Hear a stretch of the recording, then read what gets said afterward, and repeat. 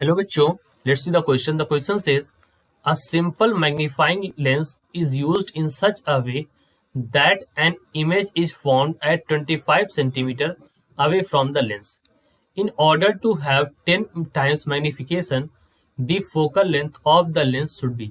ठीक है, तो हमें यहाँ पर इन्होंने कहा है कि जो सिंपल एक मैग्नीफाइंग लेंस है, ठीक है, उसके बारे में इन्होंने बताया है कि such away that image is formed as 25 centimetre. Image कहाँ पर फॉर्म हो रही, 25 सेंटीमीटर आई से, और हमें मैग्निफिकेशन 10 गुना चाहिए. ठीक है, तो आगे इन्होंने पूछा है कि बताइए focal length of the lens, lens की फोकल लेंथ क्या हो. ठीक है, तो इस क्वेश्चन को सॉल्व करने के लिए जो हमारा यहाँ पर की कॉन्सेप्ट होता है, दैट की concept is simple magnifying lens के लिए जो मैग्नीफाइंग का फॉर्मूला होता है, सो मैग्नीफाइंग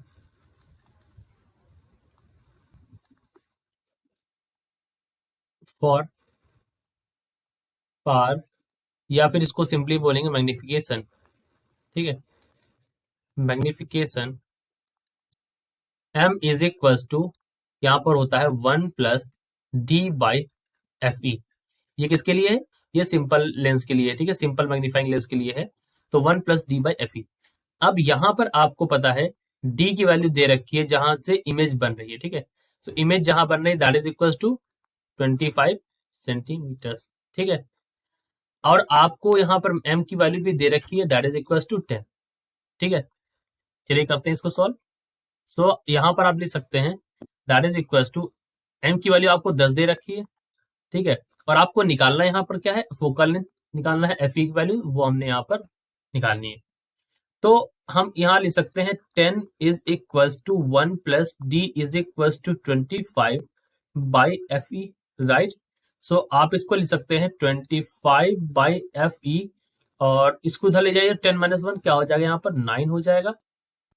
तो यहाँ से बच्चों एफ ई की वैल्यू निकाल लेंगे हम लोग. F E is equal to हो जाएगा 25 बाई 9. ठीक है, 25 बाई 9. अब आप यहाँ पर इसको सॉल्व कर लेंगे, so that is equal to, यहाँ से वैल्यू आ जाएगी 2.778. और क्योंकि आंसर्स यहाँ पर आपके आ रहे हैं mm में, तो आप इसको लिख सकते हैं 27.78 mm.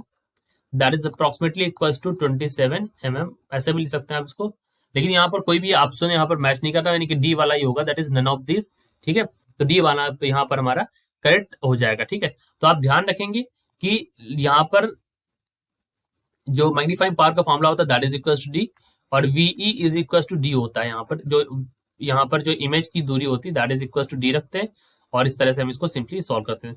तो ये वाला फॉर्मूला अगर आपको डायरेक्टली याद है तो मैं थोड़ा सा एक्सप्लेन और भी कर देता हूँ. अगर ये वाला फॉर्मूला आपको डायरेक्टली याद है तो ही क्वेश्चन आपके लिए इजी पड़ेगा. अगर आपको इसको सिंपल फॉर्मूले से अगर आप करते हैं तो ये आया उसी फॉर्म से है. दैट इज यहाँ पर हमारे पास दो फॉर्मूले होते हैं ना, मैग्नीफाइंग पावर का क्या होता है v बाई यू, और फिर हम यहाँ पर लेंस फॉर्मूला लगाते हैं that is equal to 1 by V minus 1 by U is equal to 1 by F. तो थोड़ा सा एक्सप्लेनेशन ये है यहाँ पर कि अगर आप चाहें तो यहाँ से इस तरह से भी कर सकते हैं, या आप इसको मान लीजिए मेथड नंबर 2 है यहाँ पर. तो यहाँ पर इसकी वैल्यू 10 दे रखी है, ये वैल्यू दे रखी है माइनस का 25. यहाँ से आप निकालेंगे यू की वैल्यू, तो यू की वैल्यू यहाँ से जब निकालते हैं तो वो वैल्यू आएगी आपकी माइनस का 2.5. यहाँ पर वही वैल्यू रखेंगे तो यहाँ पर माइनस का 1/25, और ये माइनस माइनस प्लस का हो जाएगा 1/2.5. That is equal to 1 by F. यहाँ से आप निकालेंगे, तो यहाँ से भी अगर आप सॉल्व करेंगे तो सेम मेथड से सेम वैल्यू यहाँ पर भी आपको एफ की वैल्यू जो मिल जाएगी दैट इज इक्वल टू यहाँ पर 27 mm ही मिलेगी.